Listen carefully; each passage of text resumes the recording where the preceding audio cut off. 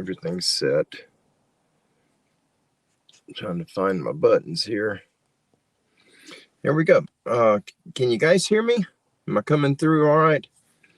I am in my truck in the front yard because of noise in the house with the dogs and the TV and everything else that's going on.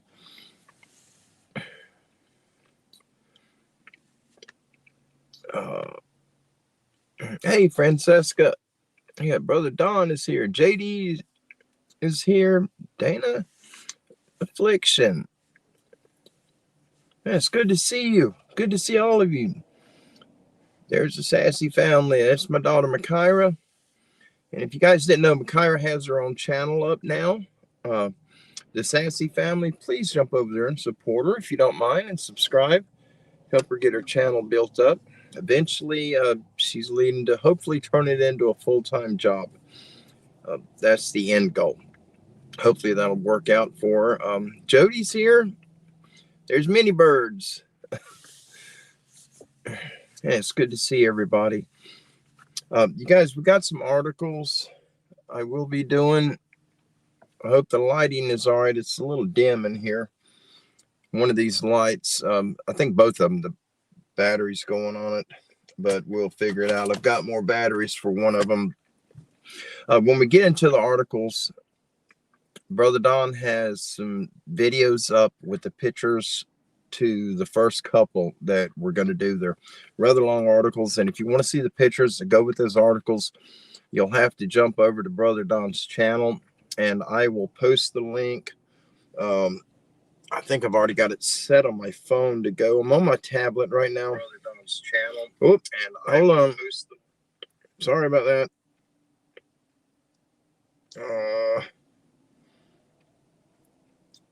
I think, I don't know what happened to it. I had it on there. Let me see if I can get it back up there again. There it goes. Okay. I got Brother Don's channel is up now. I posted the link for it. And again, that is for, if you guys want to see the pictures that go with a lot of the articles that I share here, Brother Don Moore provides those articles for us. He does the research to make that happen. And for the pictures, for a large portion of them, he's put together videos with some background music. He's done a fantastic job at it, where you can see the pictures for those articles. And they'll be on his channel. I just put the channel link up there for you guys. And check him out. If you haven't subscribed to our Brother Don Moore, please jump over and support him as well.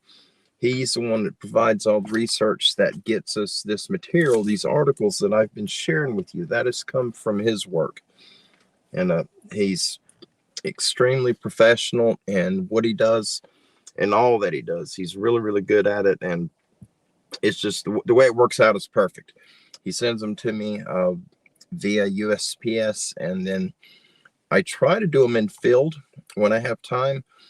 Sometimes I can share the pictures. It gets a little hard with the wind blowing. It's easier in summer when it's not blowing like it does in the spring and in the fall, and especially wintertime. I'm about to sneeze. But we have been really busy with the new house, trying to get all of that in order. They gave us a go-ahead that we can move into it now, but there's a lot that's not complete on it. They've got 5 or 6 panels of sheetrock they've got to change out. They replaced it already, and they put the complete opposite of what's already up there. We have sort of a bronzed tan sheetrock with a textured print on it. And what they replaced the damaged sheets with was a high gloss. Ours is flat. They put a high gloss marbled white, and it looks ridiculous. But they still got to come back and change that. They've got to replace the back door because it was not lined up correctly, and the crew they sent to fix it didn't know what they were doing. So instead of loosening the hinges and aligning it that little bit it had to go, they put a pry bar on the top of the door, and they bent the door, steel door. So now they got to replace that and the frame for it. It's a lot of stuff going on, and I'm not going to bash the company that we bought the home from. It is the workers they've been sending out, and all of that is subcontracted. So anyhow, I'm not going to refer that company for anyone for obvious reasons till they can make it right with what we've been through. But all of that's going good.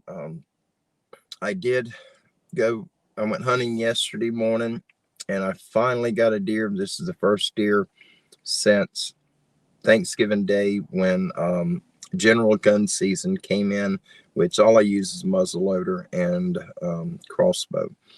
But I finally got one, and I've got 2 more I can get, and I'm going to try to pull that off before season closes, but sort of stranded right now until I get my check. It's been a rough month. They started me on another medication, the testosterone treatments, because mine was extremely low, and started it Friday.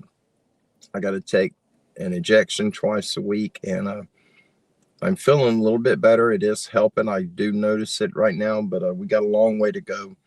My numbers were 320 something, and they're trying to get me back up to 1,100. I got a long ways to go, and it's going to take about a year to get me there, but I will get there. And he said I will feel normal again the way that I did 4 years ago before all of this crash happened. But it's all good. We're getting there. I want to talk about some of the strange things that's been happening. But first, I want to put this out. This is one of our brothers. If I can pull the email up right quick. If I don't do it now, I will forget, and I don't want to do that. Let me find where it's at. There it is, right there. Our brother John, I don't know. He didn't say I had permission to use his last name, but let me figure out where it's at. He got, I'm reading my email, my reply to him. I'm sorry, this one looked weird. He is appearing on the show Swamp Mysteries, and it's he had asked if I would share it with all of you. And let's see, if you could jump over there. It's on the History Channel. I'm trying to locate, because he sent me a couple different emails. There it is. I need more light in here for sure. Here we go. I did not see this. I have the trailer to the show that he sent to me. He says the full version of the show when he was on Swamp Mysteries can be seen on the History Channel via Prime Video and possibly on Amazon, Season 2, Episode 3, and that is Swamp Mysteries. Please jump over and check it out. Our brother John is on there, and I will share that link. I did not notice the link. I seen this email today when I got back from Alabama, and I haven't had time, but I overlooked the link completely. John, if you're here, I apologize for that, and I will absolutely share that link. And we have, our brother Lee was going through a lot of things, and he needs some prayer help. He's dealing with crooked law enforcement, unfortunately. He says, yes, we can use his name. There it is. And it's our brother Lee Stanley. He is part of our family here. And it's just some corrupt law enforcement, and they are really taking him through the ringer. So please send a prayer out for our brother Lee Stanley, that all these court hearings will fall in his favor on his behalf. And let's get him back on top of life where he needs to be. And that's for our prayer warriors and those of you that are energy healers and those who send the good energies out to people. Guys, I wish I had better lighting in here. I have lights. I have plenty of lights, but they're going to be too bright, I do believe. This is the bright light. This is the light I use for hunting. I don't need the red one. It's got the red, the green, and the white. And Brynite is a sponsor of our channel now. It is not a, there is no profit. I make nothing from this at all. I'm not charging them anything. They've just a really good company, just extremely pleasant to deal with. Had nothing but a wonderful experience with them people, and they have been amazing with sending me out products to do reviews on. I got another one. I have finished the review. I just got to put the video together, and it's taken a little extra time doing it on the tablet. It's not as easy as the phone, but for some reason I cannot edit on my phone no more since the next to the last update that iPhone did. I wish I had somewhere to mount this. Oh, daggone light. I got lights right here. Oh, that may work. I didn't know I had these. And they kind of turn a little bit. Is that got a button? I'm sorry, you guys. It's been crazy trying to get set up and just doing it in a rush. And then I couldn't find the mount that I have the tablet on. It's hanging on my windshield. I'm in the Suburban right now. It's quiet out here. It's cold outside, and the dogs will be out here in a minute. They're staring at me through the door. But it's loud inside the house. You know, Rosie doesn't go to bed for a couple more hours, and so it's TV. It's just loud. But we are going to get started on some of these articles. And what I'm going to do, these first two articles are long. There are pictures that go with these articles, and Brother Don Moore has got these articles on video. He's got the pictures for them on video on his channel, and I posted the channel link in the chat board. It's up a little ways, but it is posted there for you guys if you'd like to jump over and see the pictures that go with these. But these first two that we're going to do, he does have the videos put together for them, and he does have the photographs over there. So if you're interested in seeing that, please jump over to Brother Don Moore's channel, and he'll have them on there, and he's got them ready to go. And as soon as we put the article out, he's going to publish them live. They're uploaded already. He's just got to publish it. And Brother Don is very prompt. He likes things to go smooth and quickly, as I do. It just makes life a little easier. Oh, see now. I just seen your name come up. It's good to see you. Who else is here? Francesca and Sharon. There's Jesse. Yep, absolutely, Jesse. God has got this indeed. He's got everything. There's Jody, Brother Don. There's Mike. It's good to see you, Mike. Yep, low T is horrible. I did not know it was as bad as it is, but you wake up, you're exhausted from the moment you wake up. You get out of bed, you're worn out. You go through the day just worn out all the time. And of course, there's Makira, there's Wildman. Good to see you. Making sure I'm not missing anyone. I get behind on the chats really quick. Bailey Michael. Oh, that's Mikey from Daytona. Good to see you. I'm glad you made it. I know it's been a long time. Mini Birds is JD and Dana. Who else we got here?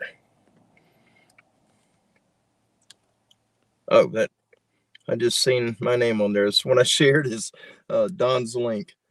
I was thinking, Dad, burn it, somebody's gonna hijack me. Rando 375. Oh, thank you. Thank you, Rando. Thank you so much. I'm glad you made it. Absolutely. Just amazed to see so many of you here. What a blessing life is. Full of blessings. It's a little dark in here. I may struggle a little bit. And I'm sorry about all the noise. When Don sends these to me, he's got them in these little clear protective things, because during the spring, summer, and fall, I sweat horribly bad. According to my doctor's appointment today, the testosterone treatment, they get me back up to par. It'll also control some of that. So praise the Lord. I hope that gets under control because I hate it. But that's why Brother Don sends them in this, because I sweat so bad. I've ruined a lot of the pages in some of the past articles trying to read them out in the forest when I go on these hikes and walks. And that plastic sleeve helps tremendously. And I've got so many of them now. Before I leave the house, I'll take the articles. There's a lot of pages in them like these. A lot of them are pictures, but a lot of the articles themselves are really long. And I will take them. I'll put 2 pages front to back, and I will put them in the sleeves. So if I do sweat, it's not hurting the actual article, and I can read them. It makes it a lot easier on me, and I'm so grateful for him doing that. Oh, there's Green Mountain. Green Mountain Droning's here. Man, I haven't seen you guys in so long, and I apologize for that. I want to let you know now, the plans when we move, there's only 2 options for internet out there where the property's at. One of them is HughesNet. I've dealt with HughesNet years ago, and I've talked to people last year trying to see if they're better than what they were. The last time I dealt with them, they were new in this area, and it was a nightmare. The people I spoke to last year, I've only spoke to 3 people, I believe, and it hasn't improved at all. The service is not good. The people are hard to deal with. They're hard to talk to. Brother Pappy, there he is. But anyhow, the other option we have is Starlink. And I looked into it. I've been watching a lot of reviews on Starlink, and that's the route that we've decided to go on. It's going to take me a little while to get. With Starlink, you have to buy the equipment. It's $600. A fella I spoke to about a month ago, he lives about 45 minutes drive from our house, and he's got Starlink. He said the equipment was $599, which Starlink told me it was $600, which, you know, it's $600. And the monthly bill is $120. The fellow I spoke to recently said his bill was supposed to be $120, and it's right at $150 is what he's paying. But he's got a house in Georgia too, and he said in Georgia they have fiber optic cable for their internet, super fast. And he said the Starlink, in his opinion, is much better than the fiber optic, and he believes it's even faster. And 2 of the review videos I've watched, the people uploaded those videos are claiming the same thing, that it's as fast, if not faster, as the fiber optic. And so we have decided we're going to try that route. We've got Xfinity here, and we have TV and internet, and we had to get a package deal. We got with the home phone, but we don't have the home phone service. But they sold us a package deal to get the lower price, and it's just climbing up. And I made major changes to it 2 months ago because they went up to $240 from $170. It was $159, then it went to $170, and then it just kept climbing. And it went from $194 to $240. And I called him and said, I can't do that. It's ridiculous. And so we made major changes to it, and they got it down to $174 the first month. The following month, which was last month, it's at $190 again. And so we can't do that. We don't need the TV because Kim uses, I don't watch TV hardly ever, but Kim is using a Fire Stick, and it works off the internet. So we're just going to go with Starlink, and she can use that Fire Stick, and we'll be good to go. But I was concerned with doing live shows and uploading videos through Starlink because of it being satellite. I've used satellite internet when I worked on the ships, and sometimes it can be fast, but not often. And with Starlink, they guarantee the low latency, and it's low Earth satellites, so it's much faster. They got more of them up there. And from what I found so far through reviews and online reviews and YouTube reviews, that's going to be the way to go. So we will be doing that. So we'll be able to do the live shows and the video uploads, and everything should be good. Hopefully there won't be no delay in service, except for the few months it may take me to get the money saved up to get it, but we will get that put together.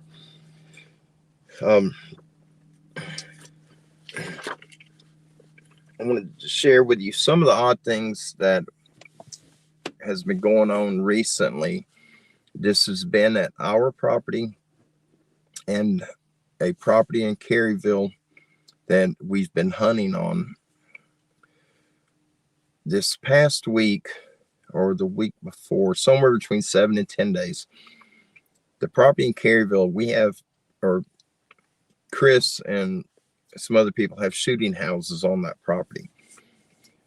I was in a shooting house, and about a half a mile from me, further in the property, Chris was in a different spot. And I kept hearing limbs break where the shooting house is.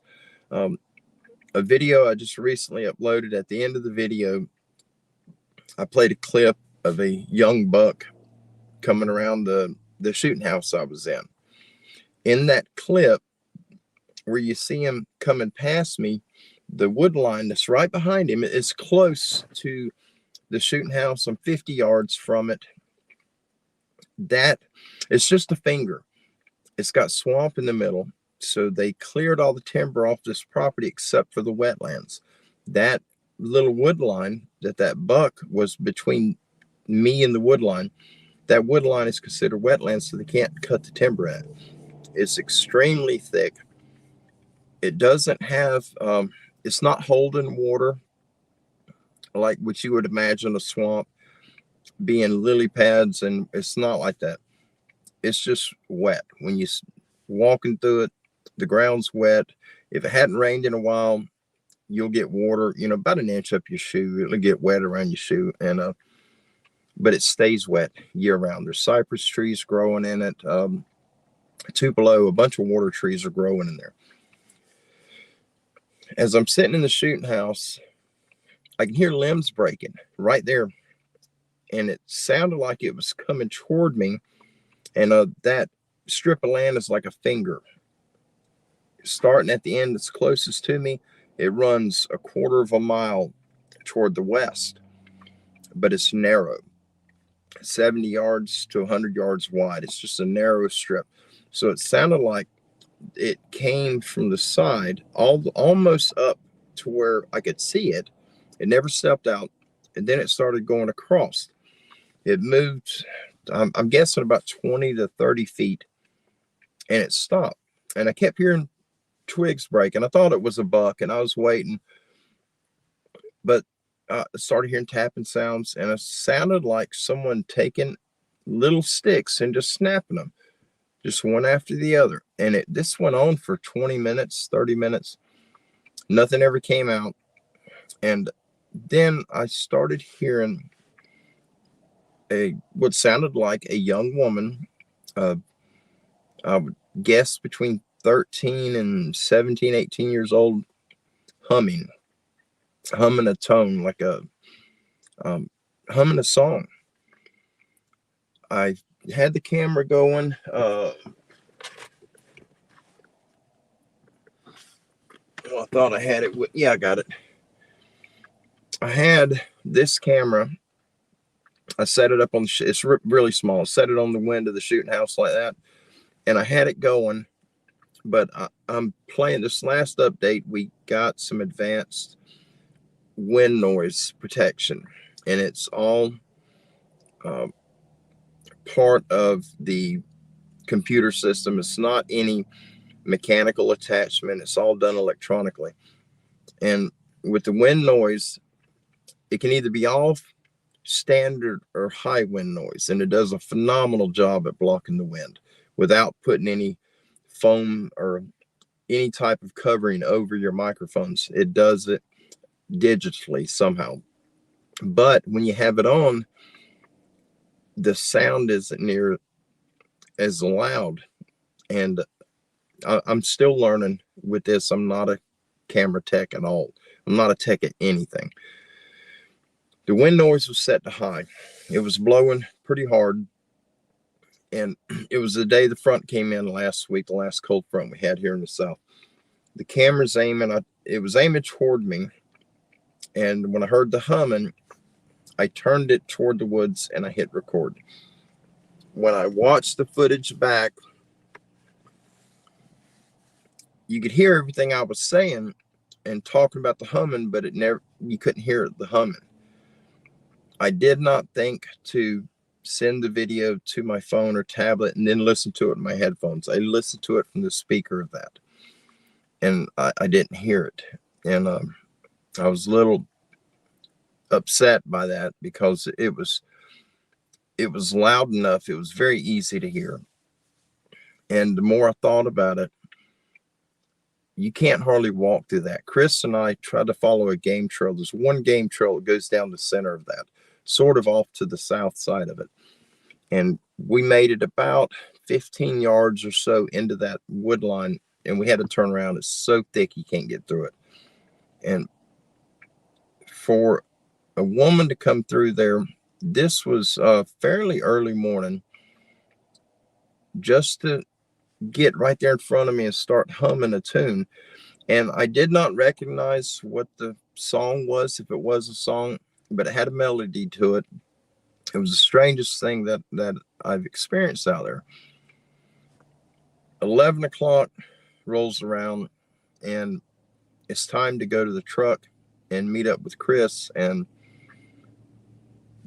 from the time that humming started, I had eyes on me. I could feel it. I could feel that pressure. I was scared to get out of the shooting house. Middle of the day, and I did not want to get down because of the proximity of that wood line. And whoever was doing the humming was just inside, just far enough I couldn't see him. You go in that wood line 12, 13 feet, nobody's going to see you if they're out in the cleared timber, in the chop. Finally, I kind of pushed my way through it. You know, it's the middle of the day, the sun's out. I've got an extremely powerful muzzle loader in my hands. I've got a sidearm. There's no reason I should be afraid of whatever it is doing it. And I got down. I had no problems. Nothing happened. And I made it back to the truck. When I get out of the shooting house, as I exit it and I turn toward the truck, the road is right here on the left, and it goes back about 110 yards, and then it turns to the right, and it goes up about 400 yards, and that's where I park. That strip of timber, that little swamp finger, as I'm standing there facing the road back to my truck, swamp timber's on the right, and it goes straight to the right all the way down to the big swamp. So when I walk down the road, I'm sort of walking away from it, but then I turn to go to the truck, and I'm within 60 yards of it the entire walk until I get 50 yards from the truck, and then I have to turn to go up into the timber, and my truck's right there. But that was one of the weird things that happened. Another one was the video I just recently uploaded when I had to go check my trail cameras, and at 2 different points on that walk, I was growled at. One time I was growled at twice. I heard it with my ears. It was very clear, and it sounded close, really, really close. The one time it was just one growl. I heard it, and I just turned my head and looked because it sounded like it come from my right side, just behind me a little bit. And I could see for 50 or 60 yards, and it sounded like it was right there by me, 10 or 15 feet. And there was nowhere for anything to hide. The trees are about this big around. There's no bushes, nowhere for anything to hide. and I thought I'm imagining it. My brain made it up, and I had that sensation, hair on the back of your neck standing up, like somebody's behind you staring at you, like they're just about to breathe on your neck. I walked away from that area. When that happened, I was walking from the east side of the property toward the west. And I get to a certain point and I turn toward the north, and I had quite a walk going straight north. I turned to the north. There's a road that runs through the property in one section. I crossed the road. I got up in that timber and got down near the creek and got growled at again. That one also was from my right side. It sounded a little further away. I ignored it at first, and seconds later, it happened a second time. And that's when I stopped and I turned and looked, and there's a lot of thick areas that something could have easily been hiding at. And it scared me, and I got out of there. I just went ahead and went to the truck. But a lot of stuff, little things have been happening lately. We've been at the property a lot. Chris and I both have hunting. There's a few deer up there that are on our target list, and we've been trying to get them. Chris was up there this evening, and I'm sure he's at home now. Oh, yeah, he's definitely at home now. I don't know if he had any activity today or not, but there's been a lot of little things. Tree knocking, I've been hearing a lot of that. That talking, that weird Oriental sound talking. And I wanted to share something with all of you. Many of you have had encounters with these beings. You've been around them. You've heard them before. I was listening to an interview, and I don't recall. I think it was on Steve Isdall channel. I think he was reading someone's encounter. It wasn't an interview. I'm sorry. I'm pretty sure it was his channel, and he was reading a fella's email, and he described that gibberish talking, and he hit it nail on the head. And I never heard it described the way he described it. And that's exactly what it sounds like. And that is, he called it the Scooby-Doo talk. You remember the Scooby-Doo cartoons from the 80s, how Scooby-Doo sounded when he talked, and that's exactly what this language sounds like. But it's not English words. I don't know what the words are, but it sounds like the Scooby-Doo talk. And we've been hearing that. I don't know if things are ramping up because we're in the woods up there a little more, or if it has something to do with the house being on the property. I don't know. I don't know what's causing it. It's been a lot of little things, a lot of trees getting pushed over.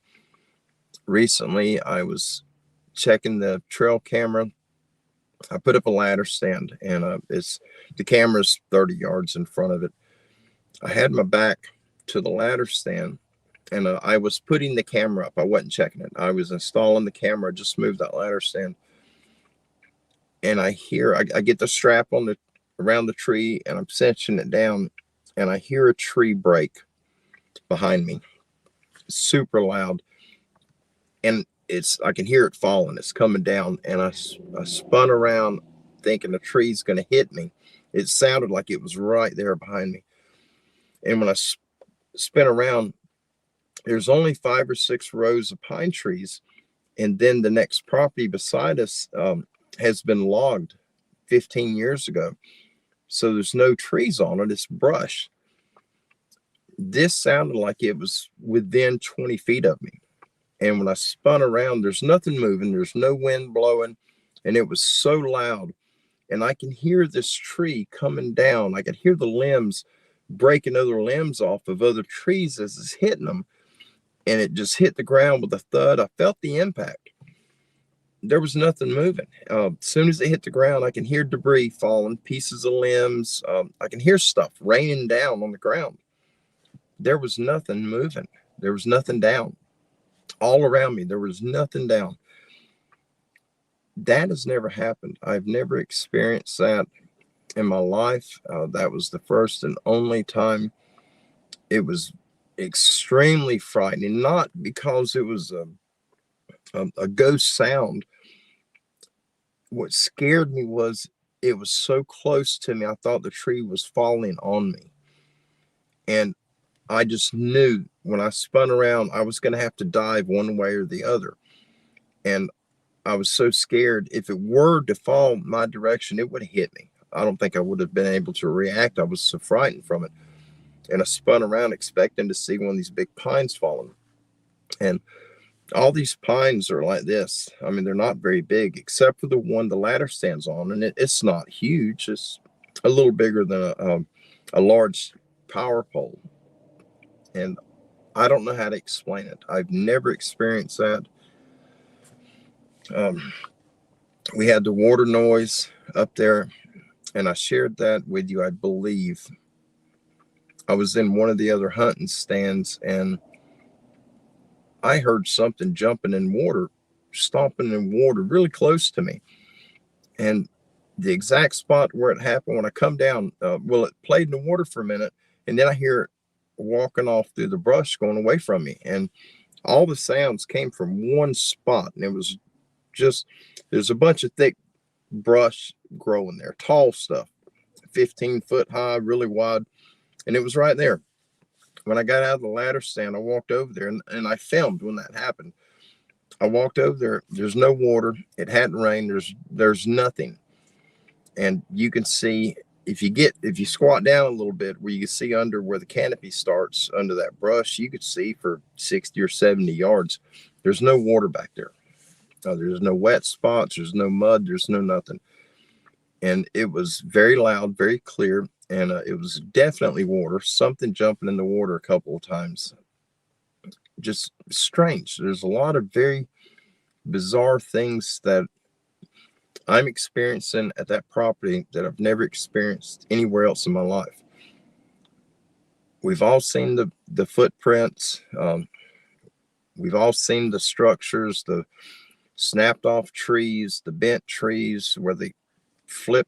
They'll pull them out of the ground, or they find them with the roots still on them, and something is stacking them upside down against living trees. We've seen all that. A large portion of us has. But these weird things that are happening, I've never experienced. I've had things thrown at me. I've had things hit me. Been growled at a lot. The talking I've heard a lot. But the tree falling and there not be a tree there to fall, something playing in water and there was no water. There's a lot of things, and it's leaving. It sort of put me on the path that it's starting to feel like there is a veil there somewhere on that property, to where I'm hearing events happening on the other side, maybe in a different time, a different dimension. I don't know. There's something else going on, something paranormal, something supernatural. I don't know what it is. There's a lot of movement from dark shadows, they're just figures. You can't identify what they are. They're masses. They move very quickly.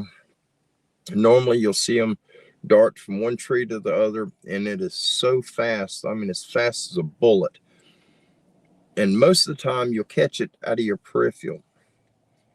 And if you turn and keep your eye on that area, you won't see nothing.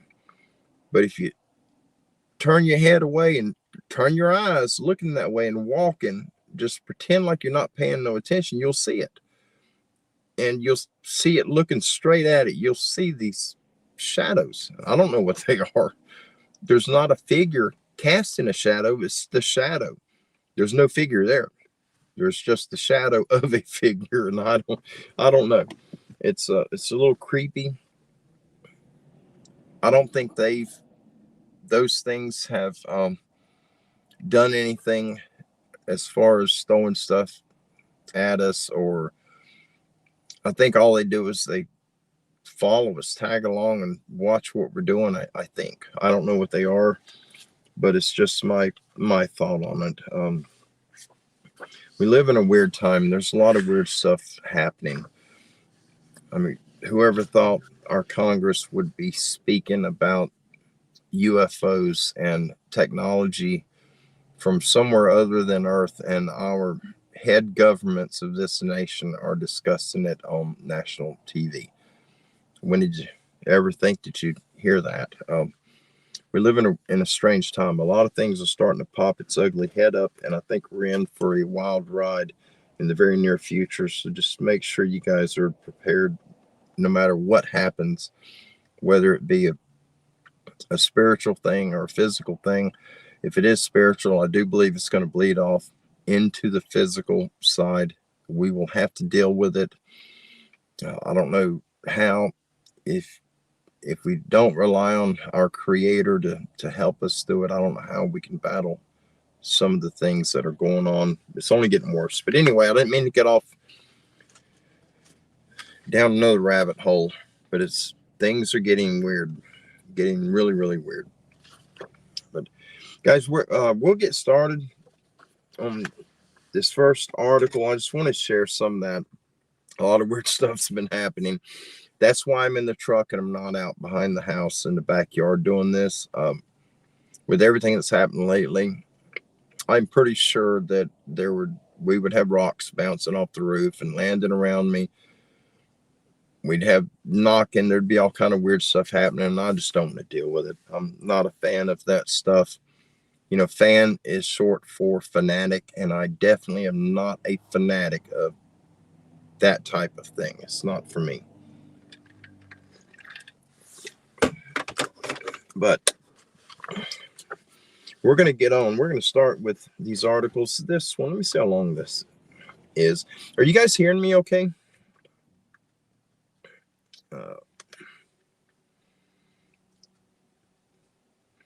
Yep, Dana, I'm right there with you. I think they've been here the whole time too. Oh, there's Bigfoot Mama. There's Discovering Sasquatch. Denise is here. Awesome.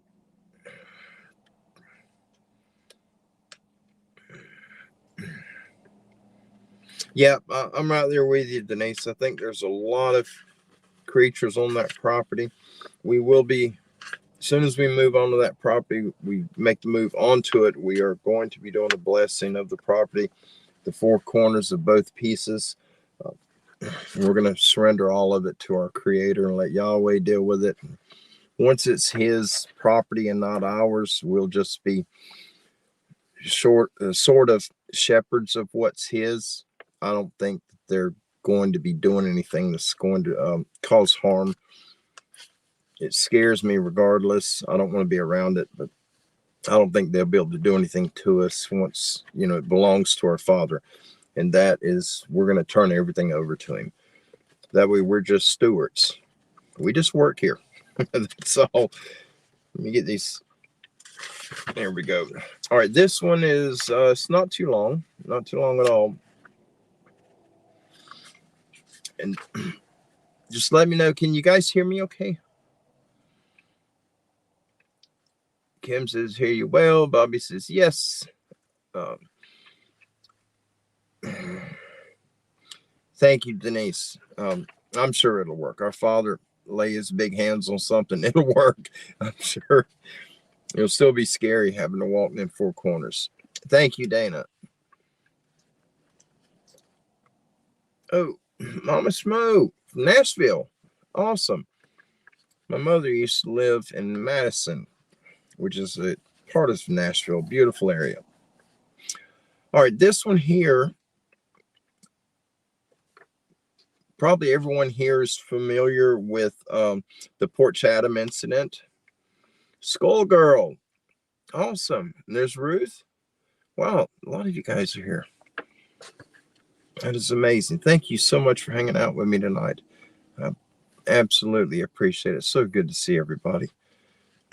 Y'all are the most amazing group of people that's ever come across the internet. Guaranteed. Y'all mean a lot to me and my family here, and I can't thank you enough for the support that all of you have given us. So thank you tremendously.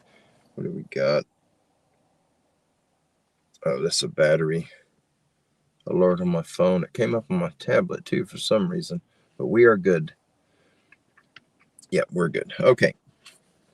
The name of this, title of this is, Does the Deadly Hairy Man of Port Chatham, Alaska Still Exist 74 years later? New evidence says yes. The year is 2023.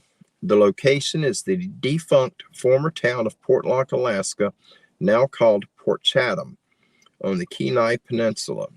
The information source is newly found evidence from a team of 3 researchers in 2023. The preface reads, Alaska has a high number of missing persons every year, and the hairy man of Port Chatham may be a potential culprit of the missing around that particular area of the Kenai Peninsula, which lies inside the mysterious Alaska Triangle. Recently, a team of 3 researchers may have captured daytime visual tree peaking evidence and nighttime video evidence that sheds light on this mystery. The Alaska Triangle, an area of remote mountains, impenetrable forests, unexplored lakes and rivers, it has been home to stories of strange and terrifying beasts. These creatures may have made the Alaska Triangle their home and may possibly be behind some of the bizarre disappearances. One of the famous ones is the hairy man, called Nantinak by natives, half human and half beast, and if the stories are true, it's a man killer. Says the Bigfoot hunter Stephen Major. If the hairy man is out there, he's a lot stronger than any human, and he can kill someone with his bare hands. The hairy man is a wild, hairy beast, and he can rip you in half. A huge ape-like creature out for revenge and defending his territory. It's a gripping story. I'm sorry, let me start that over. It's a gripping story, but could this beast really account for some of the hundreds that go missing inside the Alaska Triangle each year? The fascinating tale of what happened to the residents of Portlock, Alaska in the years from 1931 to when the post office officially closed in 1950 suggests the answer could be yes. Now, there's recent intriguing evidence to show that the hairy man is still out there. 3 researchers set out to find answers. The first stop in the journey to find the hairy man is the port of Homer. It's in Alaska on the Kenai Peninsula, which is over 200 miles southwest of Anchorage. The town of Homer is known as the end of the road. From here, there is just one way to travel on further, and that's by boat. Homer was the meeting place for a new expedition. Homer was the meeting place for a new expedition to find out if the hairy man really exists, and they were determined to find out. The expedition leader was experienced Bigfoot hunter Stephen Major. For Stephen, this research was personal. He had been to the Kenai Peninsula before, and Stephen related, I actually caught a glimpse of what I thought was the hairy man dashing between some trees. What I saw was a bipedal, hair-covered beast. I was dumbfounded and in shock because I was not expecting to see it, and I'll tell you what, it was very exciting for me. The second team member was leading cryptozoologist Adam Davis from Manchester, England. He was an expert tracker and had been on many expeditions to find and locate mysterious unknown creatures. Adam related, what I'm always after is incredible scientific evidence that can be independently corroborated, something tangible that would pass the test. The third team member was ex-military police officer Larry Baxter to help keep them safe. The team chartered a boat to take them right down the tip of the Kenai Peninsula to the renowned home of the hairy man.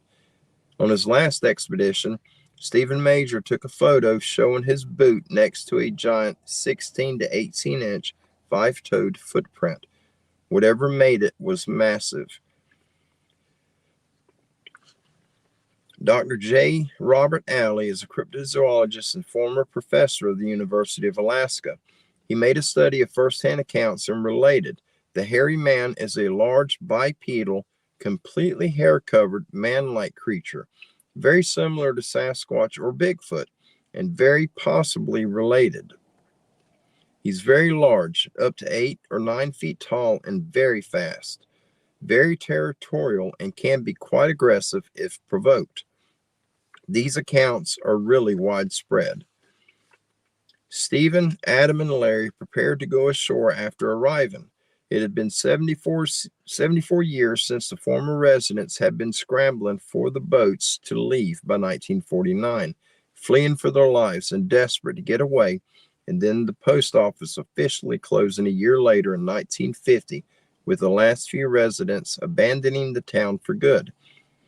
The town was established about 1900, with the main business being a fish cannery, and had been doing fine until 1931, when a logger was killed by being hit over the head with a piece of heavy logging equipment much too heavy for a single human to pick up. Then mysterious disappearances of the Dall sheep and bear hunters, people being found dead and badly mutilated, and body parts floating down the river began to happen in the 1930s and 1940s. Author and explorer Hugh Newman related, these people must have been terrified of what was going on in the woods there. People were dying, body parts were being found, and this gives a solid reason why the place remains abandoned to this very day. Hairy men are clearly territorial. If you go into the area where he resides, you could get into trouble. The team arrived on the beach just below where the defunct former town of Portlock existed. The area is now called Port Chatham, and they moved up from there to where the town was. They were equipped with firearms for protection if necessary. They were cautious, and their movements were very observant, and they walked slowly. Leaving the beach area, they entered the dark forest and installed infrared trail cameras that are triggered by movement. They set them up along a trail, hoping to catch the first clear photograph of the hairy man. The cameras were positioned at a higher elevation and pointing towards a downward sloping hill, giving a good view of anything moving around. Any photo would have been fine, but Stephen Major was hoping for a face-to-face encounter. Cryptozoologist and expert tracker team member Adam Davis found a game trail with deep impressions in the grass that suggested heavy footfalls from something that had come through recently, so they agreed to follow this trail. Entering the dark forest again, it was not long before team member Larry Baxter spotted a figure tree-peeking at them in the distance. Larry called to Stephen, "Hey, I've got something." As Stephen ran up the hill, he got a glimpse of something big, tall, and hairy. As soon as the creature saw Stephen, it took off. Stephen gave chase, but just in a few seconds, it was already 300 yards ahead of him. Adam Davis tried to draw out in the open whatever it was by using his hairy man calls, growls and grunts, but nothing showed itself, just eerie silence. Later that evening, when the team was back on the boat, Adam Davis thought he heard something and pointed his night vision camera toward the shore, and he gave his best hairy man call, a long howl.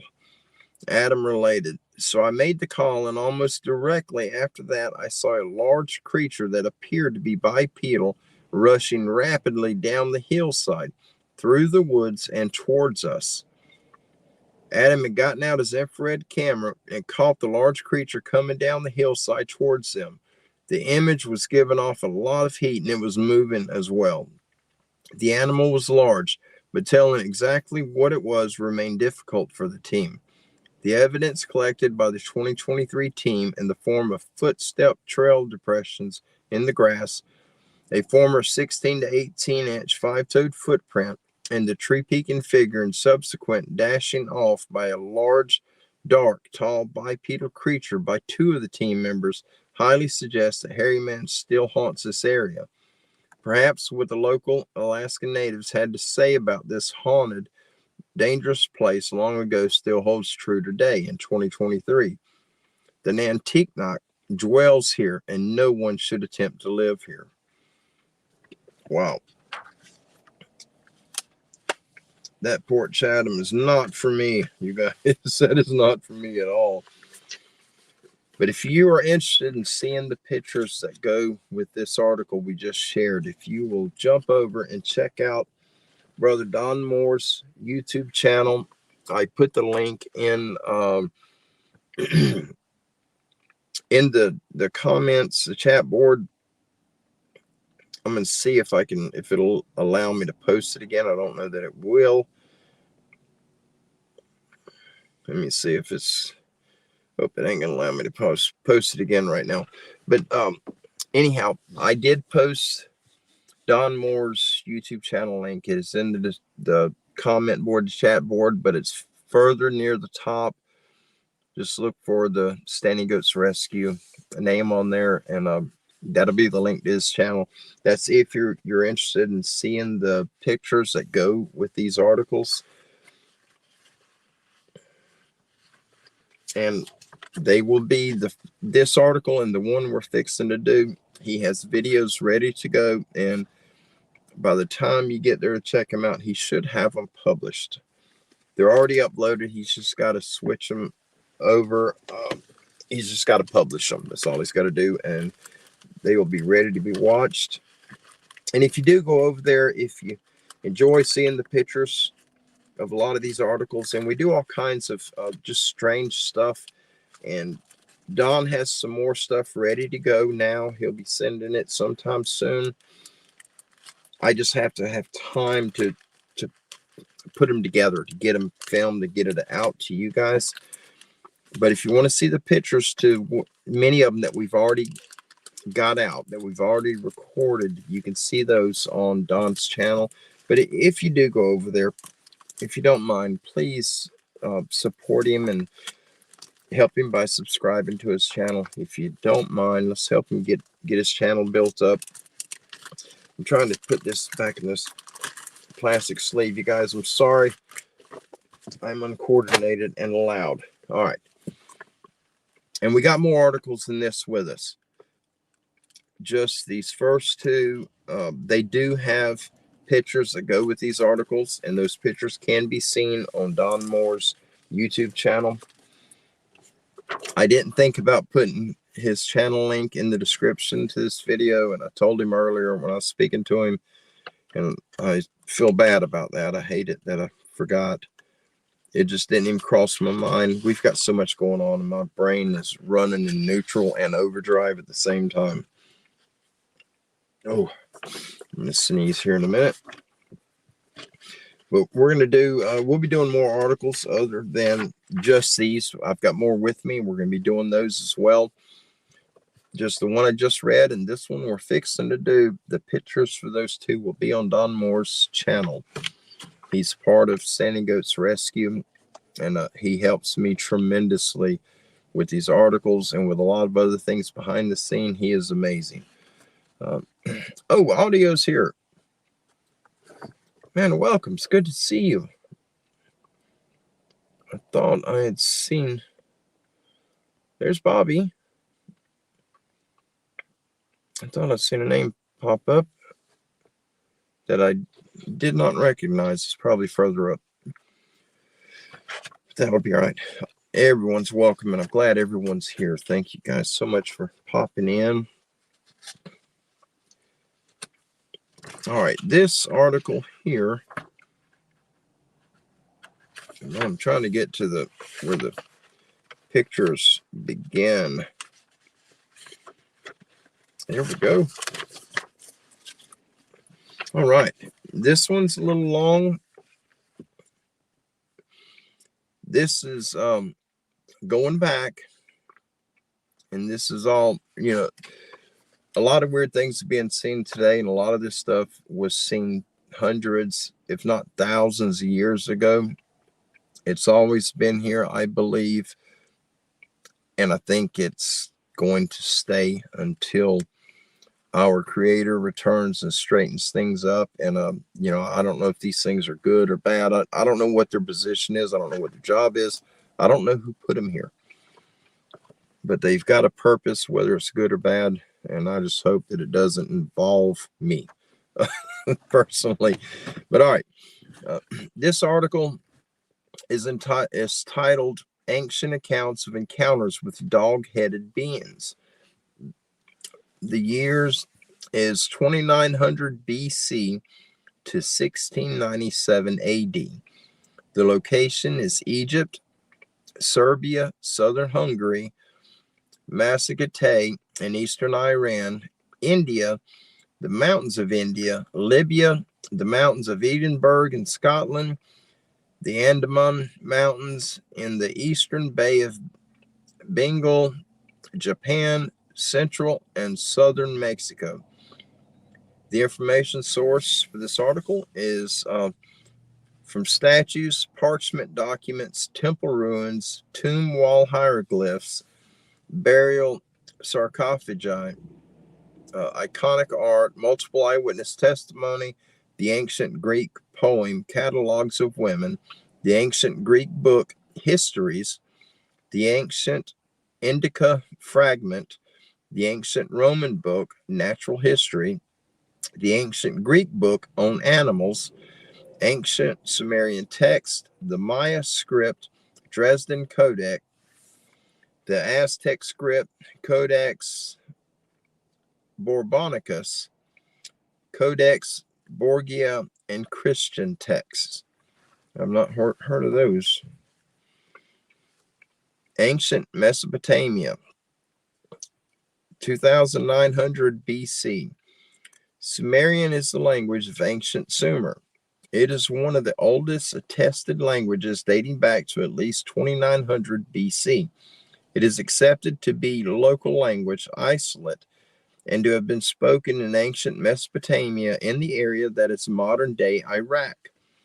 Uridimu, meaning mad howling dog or gruesome hound in the lexical series, was an ancient Mesopotamian mythical creature in the form of a human-headed dogman whose first appearance might be during the Kassite period.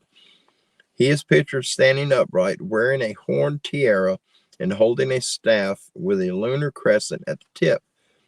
The lexical series describes him as the Kalbu Siju, meaning rabid dog. The ancient Egyptians.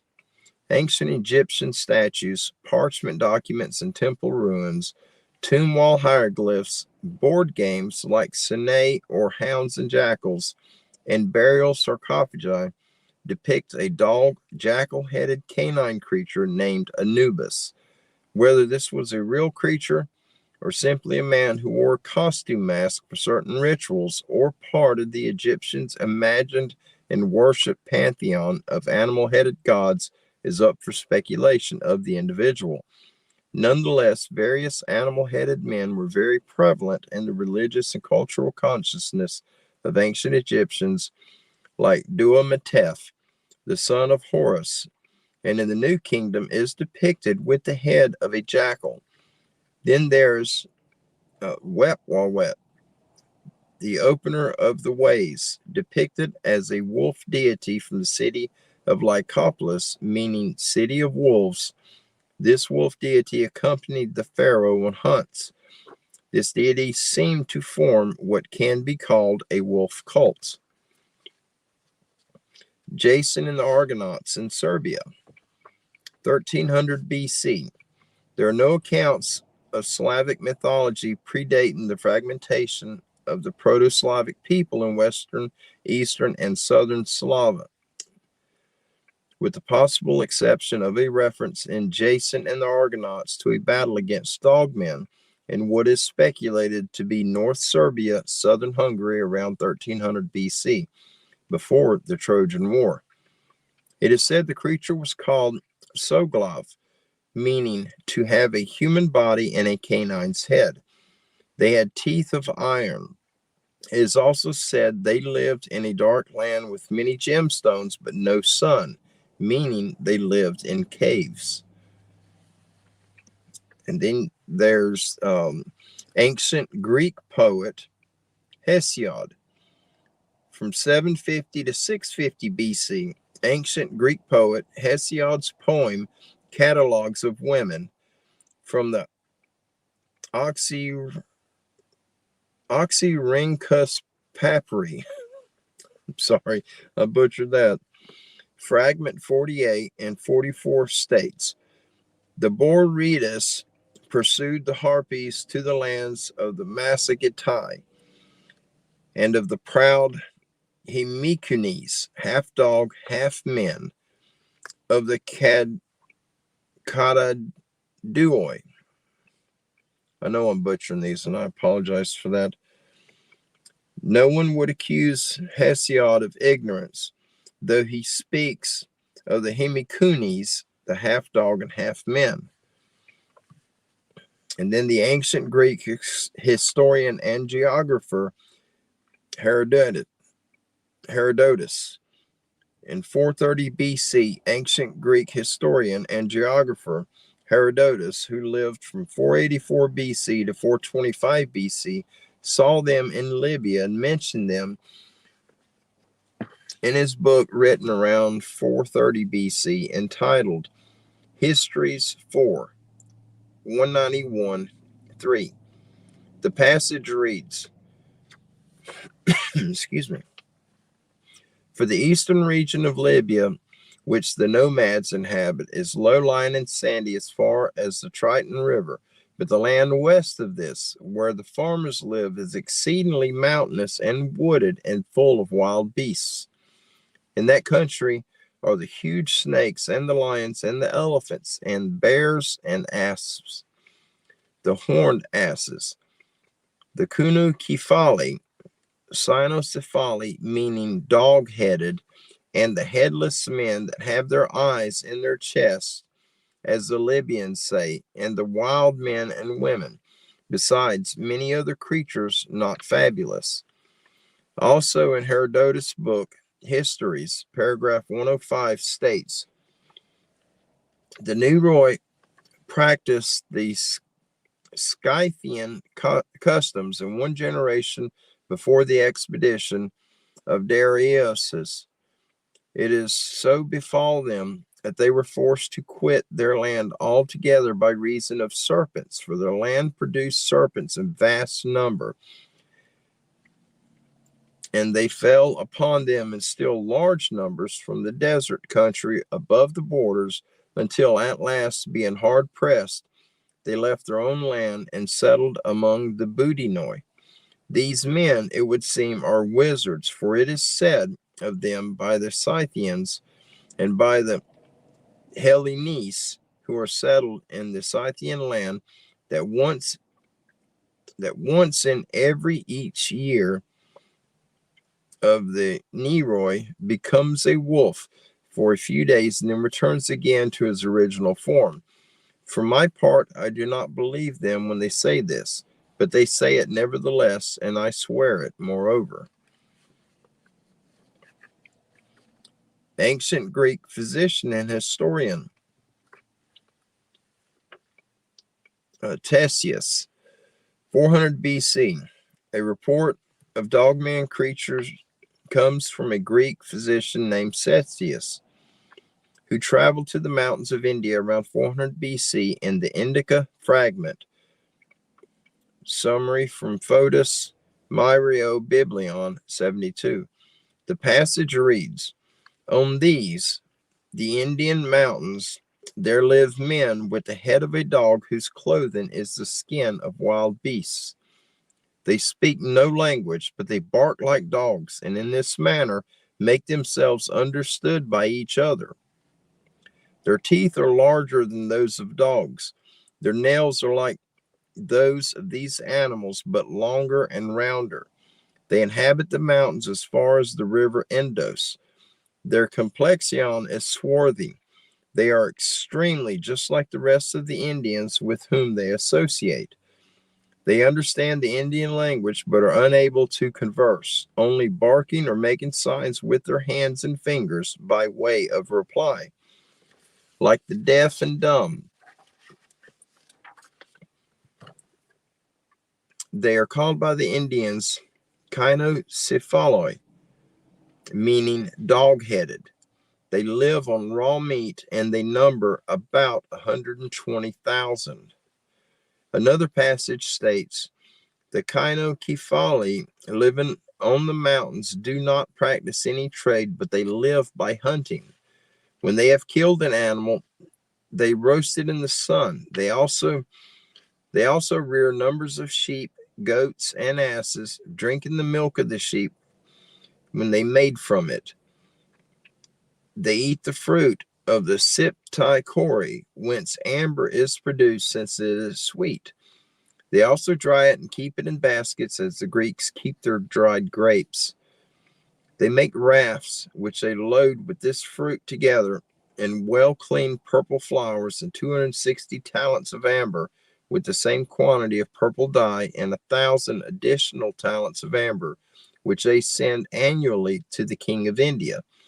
They exchange the rest for bread, flour, and cotton stuffs with the Indians, from whom they also buy swords for hunting wild beasts, bows and arrows, being very skillful in drawing the bow and hurling a spear. They cannot be defeated in war, since they inhabit lofty and inaccessible mountains.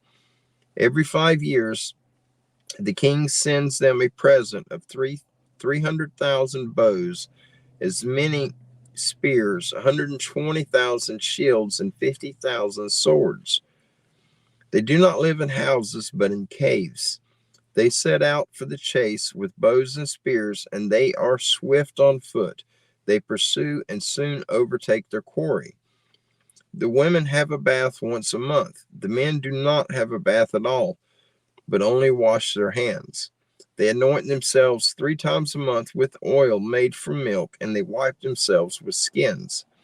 The clothes of men and women alike are not skins with hair on, but skins tanned and very fine.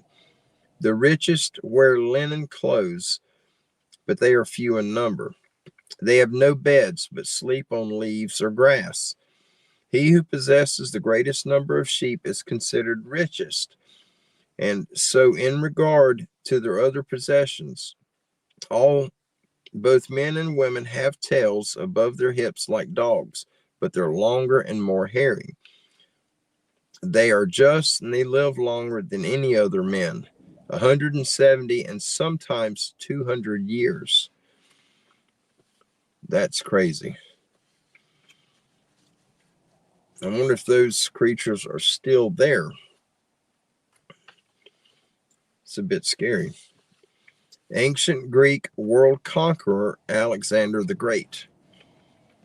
327 to 326 BC, Alexander the Great, the young Greek world conqueror who lived from 356 BC to 323 BC, claimed to have fought dog-headed men in India during the Indian War campaign in 327 to 326 BC.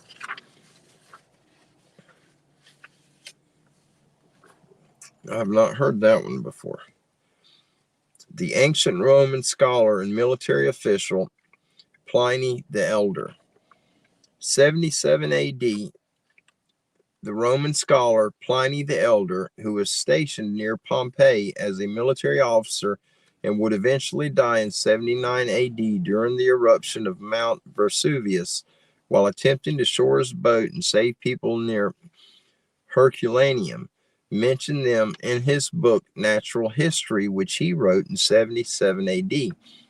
During the last 2 years of his life, Natural History 6, 194, 195, and Natural History 7.23 reads, on the African side of the kingdom of Meroe are the Midimi, and then a nomad tribe that lives on milk of the dog-faced baboon. Cynocephali, the Alibi, and the Cirbote, who are said to be 12 feet tall. Good Lord. Then come religions of Africa that are purely imaginary. Towards the west of the Ethiopian kingdom of Meroe are the Sinomolgi, dog milkers, who have dogs' heads. Megithanes, a Greek historian from the 4th century BC, states that in the Indian mountains there is a tribe of human beings with dogs' heads who wear a covering of wild beast skins, whose speech is a bark, and who live on the produce of hunting and fowling, for which they sue their nails as weapons. He says they are numbered more than 120,000 when he published his work. Jeez. Two accounts of the same group. The Roman teacher, naturalist, and historian Claudius Aelianus from 170 AD to 235 AD. Though Claudius Aelianus, also called Aelian, was Roman by birth, he wrote and spoke in Greek and published a historical document in Greek natural history called On Animals.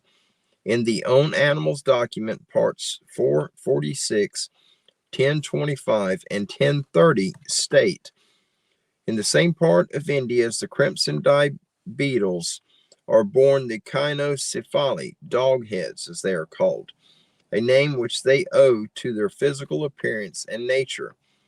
For the rest, they are of human shape, and they go about clothed in the skins of beasts, and they are upright and injure no man.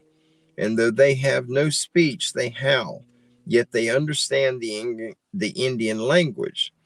Wild animals are their food, and they catch them with the utmost ease, for they are exceedingly swift on foot. And when they have caught them, they kill and cook them, not over a fire, but by exposing them to the sun's heat after they have shredded them into pieces. They also keep goats and sheep, and while their food is the flesh of wild beasts, their drink is the milk of the animals they keep. I have mentioned them along with brute beasts, as is logical, for their speech is inarticulate, unintelligible, and not that of a man. After traversing the Egyptian oasis, one is confronted for 7 whole days with utter desert. Beyond this live the human kynoprosopi, dog faces, along the road that leads to Ethiopia. It seems that these creatures live by hunting gazelles and antelopes. Further, they are black in appearance, and they have the head and teeth of a dog. And since they resemble this animal, it is very natural that I should mention them here in a book on animals. They are, however, not endowed with speech, but they utter a shrill squeal. Beneath their chin hangs down a beard, which may compare it with the beards of dracones, serpents, and strong and very sharp nails cover their hands. Their whole body is covered with hair, another respect in which they resemble dogs. They are swift of foot, and they know the regions that are inaccessible, and that is why they appear so hard to capture. It occurs to me now to mention the following additional facts relating to the kynocephali. If Kynocephalus finds some edible object with a shell on it, I mean almonds, acorns, or nuts, it strips the shell off and cleans it out after first breaking it most intelligently, and it knows what the contents are good to eat, but that the outside is to be thrown away. It will drink wine, and if boiled or cooked meat is served to it, it will eat its fill, and it likes well seasoned food. But food boiled without any care it dislikes. If it wears clothes, it is careful on them, and it does everything else that I have described. If you put it while still tiny to a woman's breast, it will suck the milk like a baby. This passage is probably derived from travelers' accounts of baboons. Saint Christopher, from 220 AD to 250 AD. The most famous of the dogmen is supposedly Saint Christopher, who appears in several Christian texts and many examples of religious art. Prior to his conversion, Christopher was said to have been a savage and ferocious soldier named Reprobus, who was a member of the Marmarique Berber tribe, a characteristic of the tribe reportedly being of enormous size with the heads of hound dogs rather than men, and they ate human flesh. He was captured in battle on the eastern coast of Libya in a city called Cyrenaica. After coming to know Jesus, he repented and was baptized, eventually receiving sainthood and occasionally granted the honor of being painted with a human face in later iconic art. He was eventually killed at the age of 30 in 250 AD during the persecution of Christians by Roman Emperor Decius. The Mayans and Aztecs. From 250 AD to 1697 AD, the Maya and Aztec civilizations were Mesoamerican civilizations that existed from antiquity to the early modern period in the area now known as central and southern Mexico. They are known by ancient temples and script hieroglyphs. The Maya script is the most sophisticated and highly developed writing systems in the pre-Columbian Americas. The civilizations are also noted for their art, architecture, mathematics, calendar, and astronomical system. The Spanish conquest of the Aztecs in 1521 AD and the conquest of the Maya in 1697 AD caused the collapse of the last fragments of both cultures.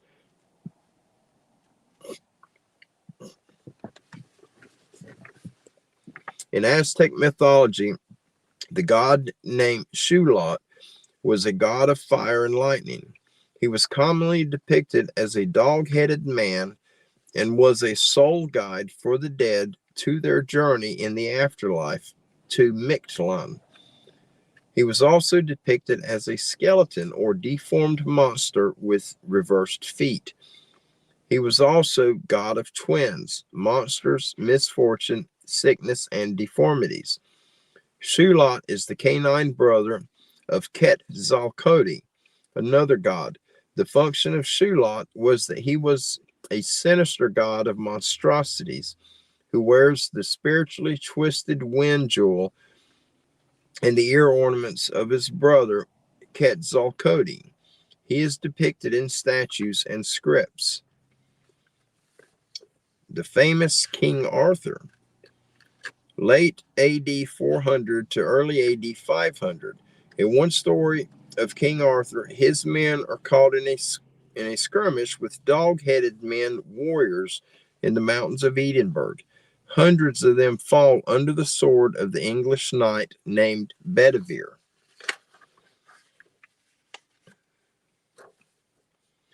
The Chinese historian Li Yangshao and Buddhist missionary Wu Sheng, 505 AD to 907 AD. A Chinese historian, Li Yanshao, and the Tang dynasty mentions a dog kingdom, and during the Liang dynasty of China, the Buddhist missionary Wu Sheng describes an island of dog-headed men to the east of Fusang, a nation he visited himself, which was identified as Japan. That's strange. And the famous Venetian explorer Marco Polo. In 1290 AD, the famous explorer Marco Polo, who lived from 1254 AD to 1324 AD, wrote of his journey to the Andaman Islands off the eastern coast of India while en route to China in 1290 AD. He recounts his meeting with barbarian men with heads like hounds, and he also identified the breed as Mastiff. They grew their own spices, which they were willing to trade. They displayed a primitive form of religion and worshipped oxen. From their necks hung religious charms hammered from pieces of silver and gold. At times, they had the propensity to eat everyone they could catch. These events occurred during Marco Polo's 24-year journey from 1271 AD to 1295 AD, from Venice to China and returning back to Venice again. And that's the end of that article. And again, this article we just shared and the one before it, the photographs for these articles are on Brother Don Moore's channel. And if you're interested in seeing those, just jump over there and you can see the pictures for these articles and many others that we've done in the past. Now we're fixing to get on to some of the other. I am not coordinated enough to put these sleeves on. There's a trick to it, and I have not figured it out yet. There we go. I'm trying to make this quick, you guys. I'm sorry. All right, let's jump over to some Sasquatch stuff.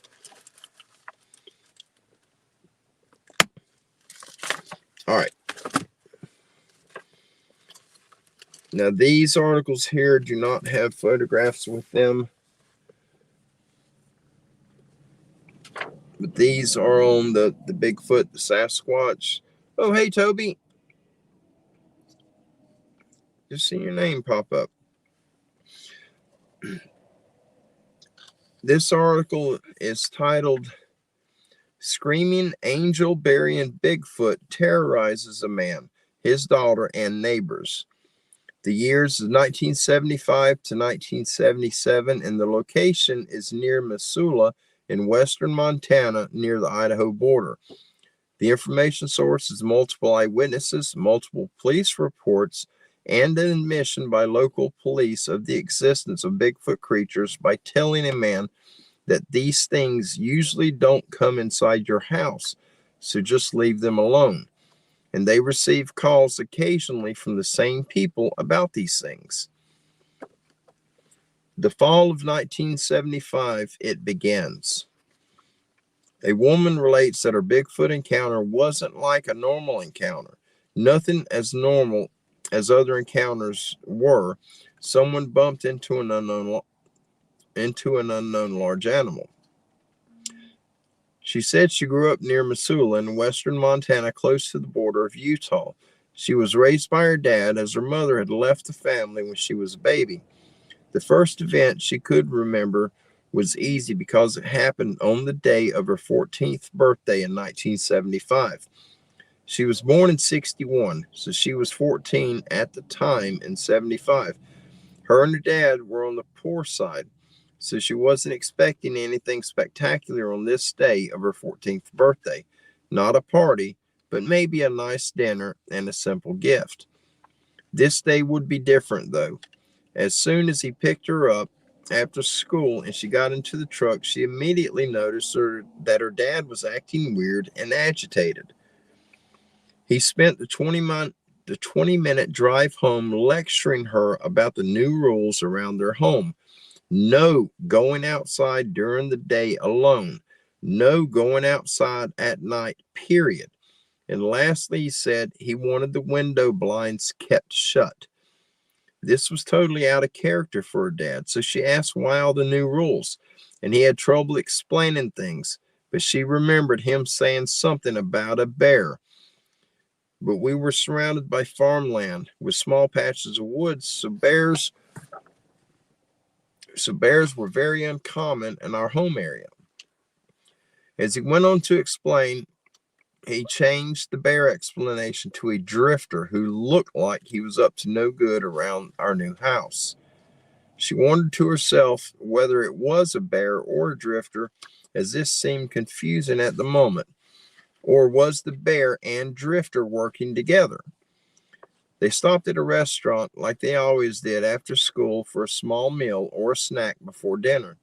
Her dad tried to calm down and was apologizing to her for forgetting that it was her birthday, though she thought maybe this stop at the restaurant was purposely planned as part of her birthday. He apologized again for being weird and agitated earlier when he first picked her up after school. Again, she asked what had happened. His response was again that he had caught someone on their farm, and they looked like they were up to no good, and that they both needed to be vigilant for a while. The girl found the answer odd, and it didn't sit right with her, but at the same time, it didn't seem like that big of a deal. Her dad was always worried about her, and she knew this. When they both got back to their house, there was indeed a surprise birthday party set up for her. Her dad parked in front of the house, and they both went in through the front door, which was odd for him to do this. They had always parked in the rear of the house. He even backed the truck in case he needed to pull away forward quickly. Looking at him about this, he just shrugged at his daughter. At the party, her mom's family was there, and they were still a big part of her life, though her mom had left years earlier when she was just a baby. Her dad was only 17 at the time. He had his daughter, so both sets of parents being at this party was important to him. The evening went nice, and of course her cousins were there as well. She noticed at some point her dad and her grandfather on her mom's side slipped away to talk privately out in the yard away from the others. This private conversation, whatever was said, led to the girl and her dad to spend the next 3 nights at her grandfather's house for safety. She guessed from the drifter hanging around their property. The grandparents lived closer to the girls' school, so it worked out fine. They both returned to their home 4 days later, and her father was vigilant as ever, which was not out of the ordinary for him. Nothing unusual happened for the next 2 years. During those 2 years, she had forgotten about any bear or drifter. She had forgotten about any bear or drifter possibly around their home until one hot summer night in 1977. This particular night would prove to be terrifying for both of them. 2 years later, in the summer of 77, the terror returns. She recalls being 16 at the time and lying in bed around 11 p.m. when she noticed the outside front porch light turn on. It shone through her bedroom window because her bedroom was on the first floor and her bedroom window was on the far side of the front porch. She clearly heard the clunk of the wall light switch being flipped. Being half asleep, she didn't think much about it. Then the light turned off and on again and again. She clearly heard the clunk of the wall light switch being flipped over and over. Being in an old farmhouse, you could easily hear any noise from anywhere. As the outside porch light strobed on and off repeatedly, she became aware this was not normal. Not normal in the sense that she had never heard her dad come down the stairs to flip any wall light switch on next to the front door. Nor was this a burned out bulb acting up, because there was the constant sound of the wall switch being flipped on and off.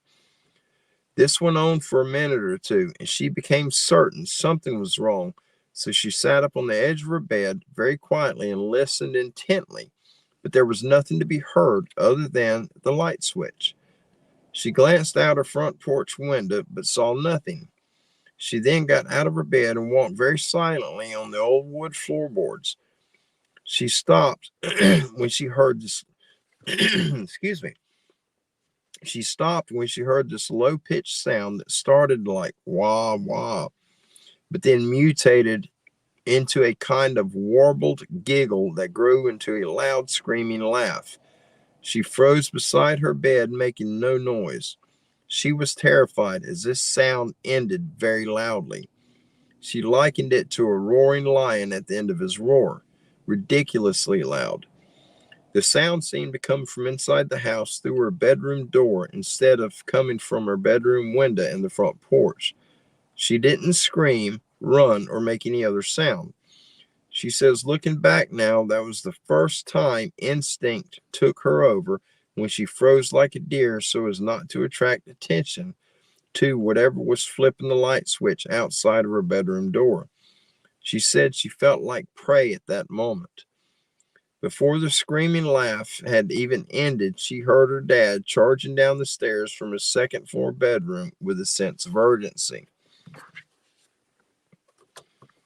Her dad's bedroom was upstairs, and it was the only room up there, the kind of room with slanted walls, sort of an attic feel to it. The only bathroom was downstairs, so she had heard him come down the stairs at night all the time. But this descent by him was different down the stairs. He charged downstairs and stopped short of the last few treads, and she heard him yell, "Down!" She slid down under a bed to hide. By this time, her dad would have been able to clearly see the front door area being close to the bottom of the stairs because the stairs led to the front door. Her dad then cursed, which he hardly ever did, to whatever he was seeing happening around the front porch or around the front door. He was holding his 12 gauge, and she heard him shoot from within the house through the front door. She then heard him leap over the stairs, landing. She heard him leap over the stairs, landing, and land by the front door. The front door could be heard swinging, opening, meaning her dad was on the front porch now.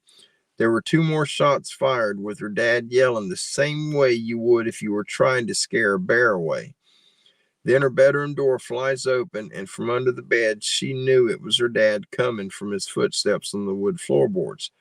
He flipped the light on and made a big gasping noise because he thought his daughter had been taken, seeing that her bed was empty. She called out from under the bed that she was right here, and when she emerged, the look of relief on his face told her how much he loved her. He escorted her into the living room and onto his favorite chair, which no one was allowed to sit in but him. Looking back, the girl realized he did this because his chair was up against an interior wall and not in front of or near a door or window where she could be grabbed by the long hairy arms of the screaming creature. She asked what was going on, and he said, I don't know, my sweet. He said when he got to the bottom of the stairs, he saw a long, large, hairy arm withdrawing from the window, and he saw its face looking in through the small upper glass panels in the front door. He only saw it for a moment, but it looked like a devil's face as he described it. He also saw its eyes and bridge of its nose, and it looked mad as heck and evil. That's when he shot through the door right below the upper glass panel where the creature's chest should have been.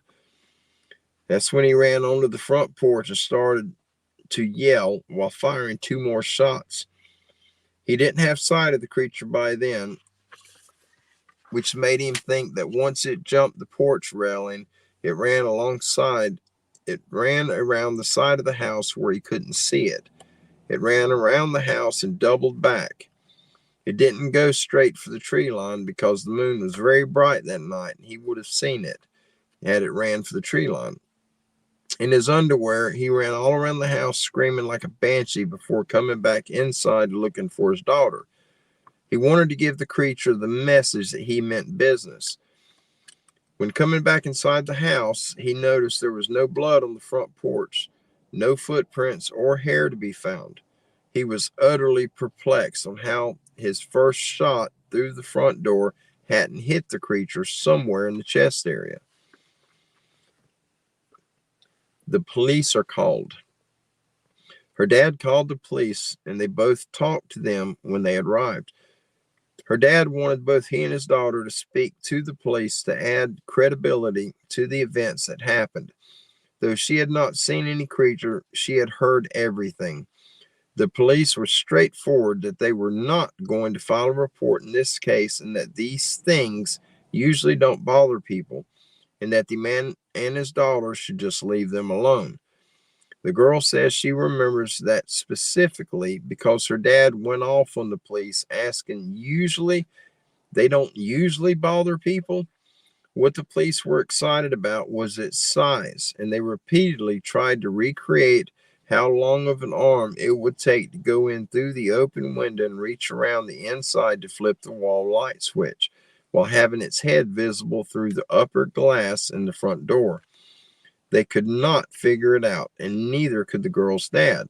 One of the police was a bear of a man, but even he could not repeat the maneuver the large creature was able to do. His arm barely made it to the center of the door, way short of the light switch. The man told police it was way too big to fit in through the window, but it could have busted the door in had it wanted to. They didn't seem to be alarmed by this.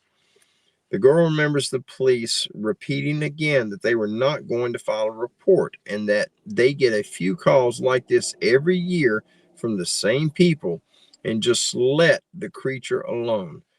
Another policeman told her dad they usually don't come inside houses. Her dad told the police to get off his property.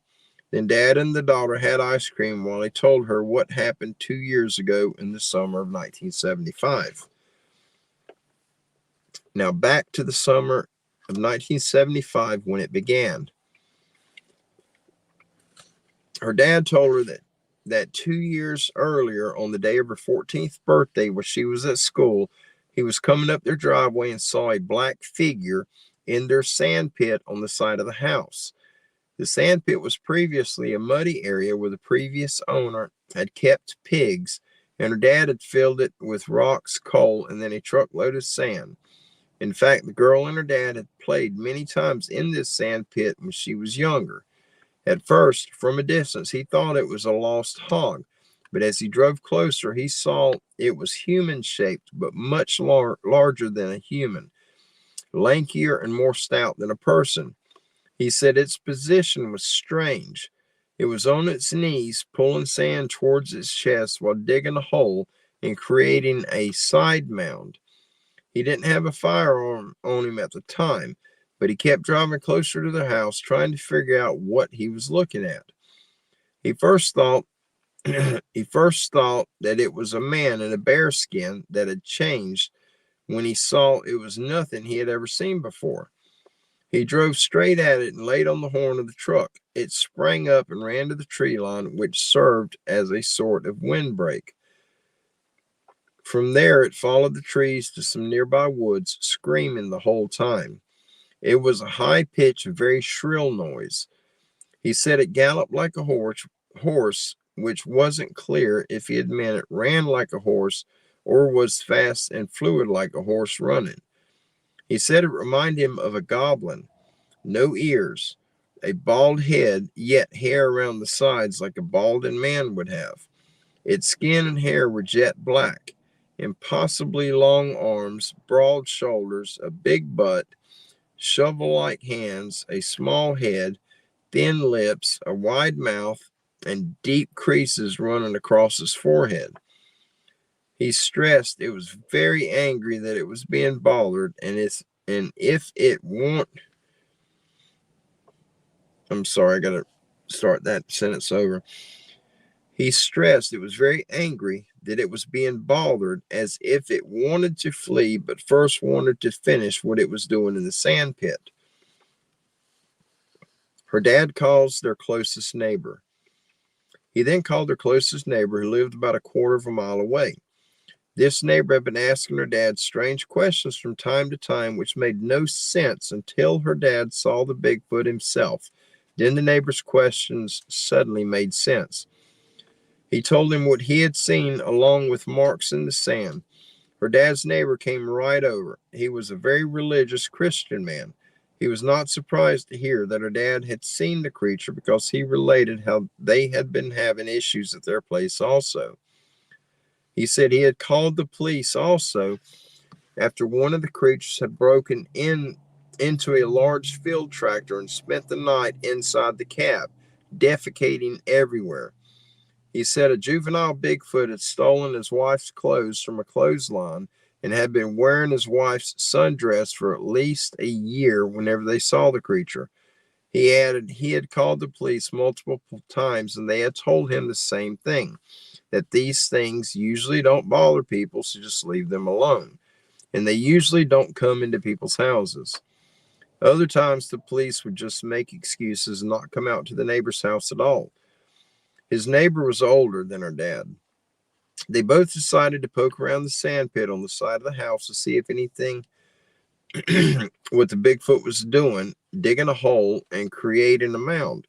Under this mound, they found a bunch of stuff that the Bigfoot had been burying there intentionally and for some time. The items included magnets that used to be on the dad and daughter's refrigerator, a grocery notebook, and a photo of the girl when she was younger. These things went missing at some time, but they didn't notice. Obviously, the Bigfoot, with his very long arm, had been reaching through the kitchen window and pulling them off the refrigerator. But the photo of the girl had been pinned inside her dad's truck, so that meant the Bigfoot had been inside the dad's truck at some point to steal the girl's photo. The most disturbing items found in this mound were 12 angels, a smaller shelf figurines of angels, expensive and heavy yard ornaments of angels, Christmas tree angel ornaments, and small plastic angels which looked like they had been outside in the weather and dirt for some time.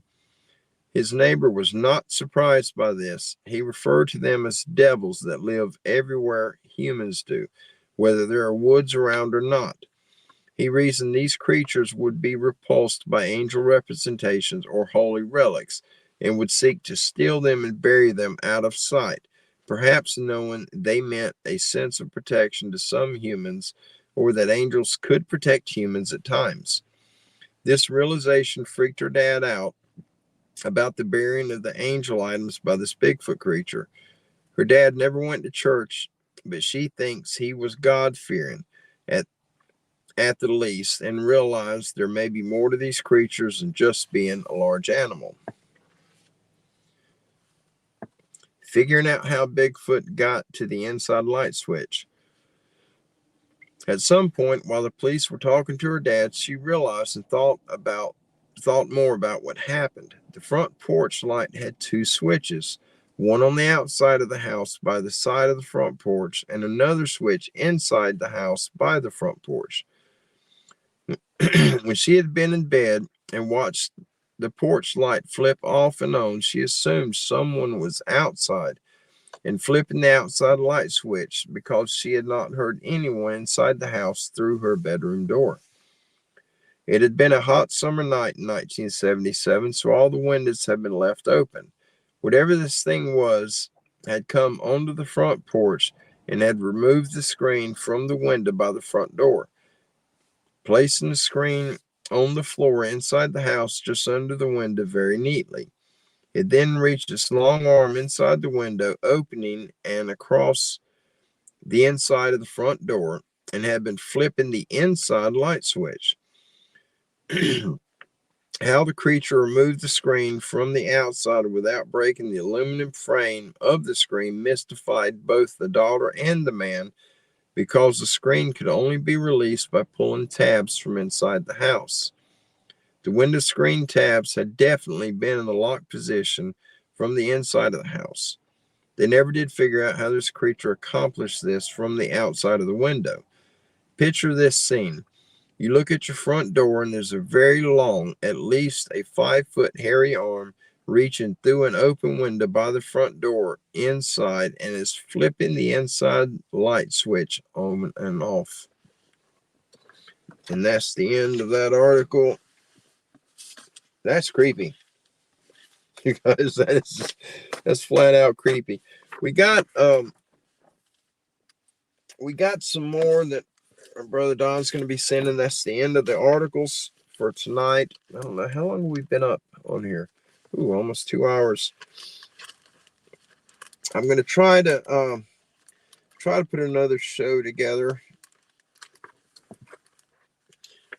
this weekend. I may end up doing another one this week. We'll just have to see what our timeline is looking like here. There's a lot going on. Kim's got some stuff going on. Some female part stuff, and her doctor called today, and she has to have a hysterectomy. There's just a whole lot that's happening, and it's hitting us from all sides. So you guys, if you don't mind, please add Kim to your prayers when you guys are saying your prayers tonight, and send prayers out for the doctors that are going to be working on her so that they get it right and we don't have any issues. Hopefully here sometime in the near future we will be at the new house. That is the end goal, is to be in there as soon as we can.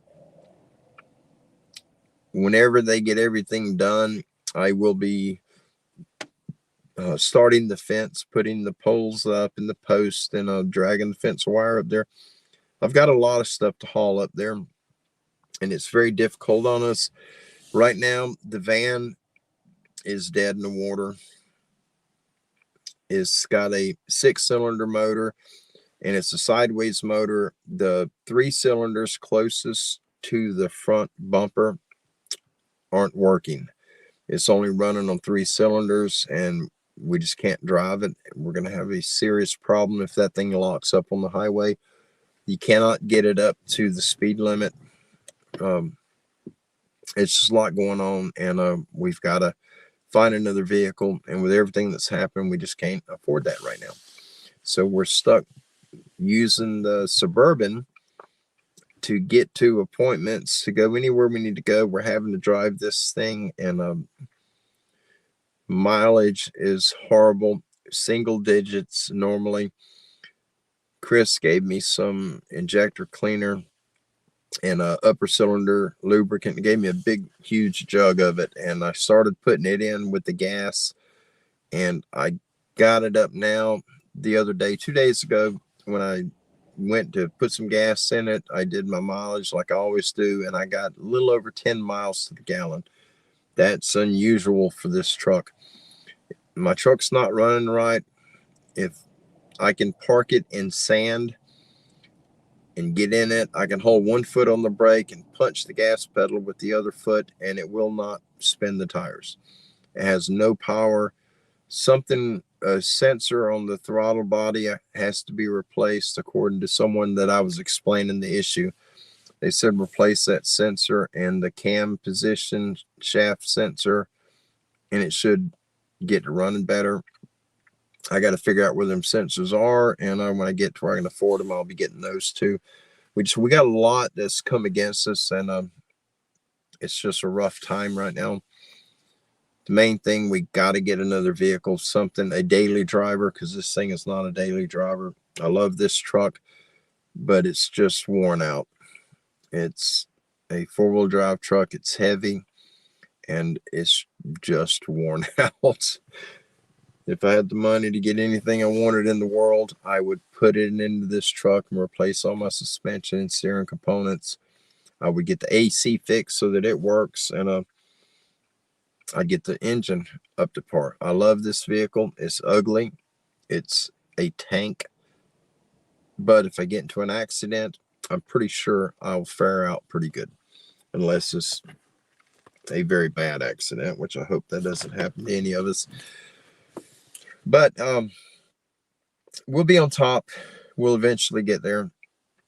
It's just anytime you start doing good, you get on the right path, and you're fulfilling what God's put in your life to do, the enemy gets involved, and he throws everything at you he can to try to break your faith and get you to turn away from the one whom me and my family serve, the Most High God, Yahweh. And we're not going to turn away from him regardless of what gets taken from us. We're not going to turn away from him. We're not going to lose our faith. We've just got to, the enemy's just got to realize that, so he leaves us alone. But I will be filming. I will be in the woods more often as time comes. I get my check next week. This week I'll be stuck at home because we're literally out of gas, and we don't have the gas to go to town. So I'll be here this week, and then on the 3rd I'll get my check and get some gas in the truck, and I'll be able to get back in the woods and film.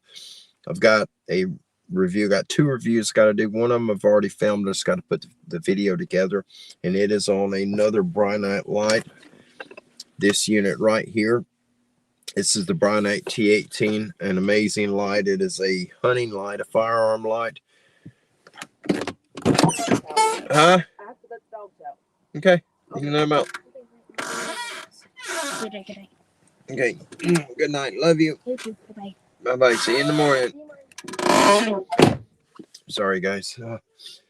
But anyhow, thank all of you for hanging out with me tonight. I absolutely appreciate it. And please keep in mind our brother Lee. Send some prayers out for him and his situation. Check out Swamp Mysteries. I've got to remember to post that link. I don't know that I might be able to do it right now, but I will try to post that here in just a second. I will. Oh, I got the dogs jumping on the car now. Okay, let's see. That link is for our brother John Day. And okay, go get down, get down. I know it, Models. Get down, buddy. Sorry about that. But jump over and check out the. I'll put the link up, and you can see the episode that John's in. That's Waddles is speaking to me. That's Rosie's dogs. And if you get time, jump over and check it out. And he had put in the email to like and subscribe. I guess that's for the Swamp Mysteries channel. I'm not real sure on that. I don't ever ask anyone to like and subscribe to our videos. It doesn't feel right to me, for me personally. A lot of people do it. A lot of people depend on the videos they put out because they monetize their channel. And a lot of them channels is the people's job. That's their income. And I absolutely support it for people like that. This is not our job. You guys are our extended family, and we share our personal ride, our personal journey with all of you. And it's just, we have the friends that we have here around our home. I can literally count on one hand.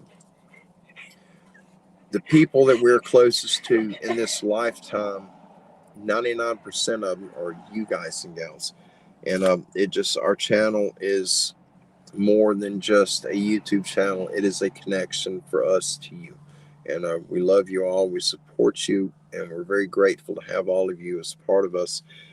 And I can't say it enough. You guys are the greatest. Thank you so very much for the kindness that you've shown me and my family and the support. You guys have always been there and just the greatest people that we've ever come across in our life. And I absolutely appreciate that. So, guys, I'm going to shut this down. It is a bit cold out. I got to carry all this stuff inside, put everything away, and I'm going to lay down. I'm extremely tired. It's been a long day. But thank you again. I love you all. I'm so glad I got to see everyone here tonight. And it's just been a blessing, just blessings in abundance. And that's all you ask for anybody to receive is blessings in abundance. And just seeing all of you here has been exactly that for me. So thank you. I hope all of you have an amazing evening. If you have anything that you'd like to share with the rest of our family here at Standing Goats Rescue, please shoot me an email. If you have an encounter, it doesn't have to be just a Bigfoot. It could be anything. You got anything crazy and wild that you'd like to share with us that would help us and prepare us should the day come that we encounter something of the same, whether it's paranormal, supernatural, a cryptid, whatever it is. If you have something you'd like to share with us, whether you want to write it in and have me read it to our family, or if you'd like to come on a show and share it with your own words, please reach out to me on my email at standinggoatsrescue@yahoo.com, and I will do my best to accommodate you, do whatever we can to share your message, your story, your encounter, whatever you have.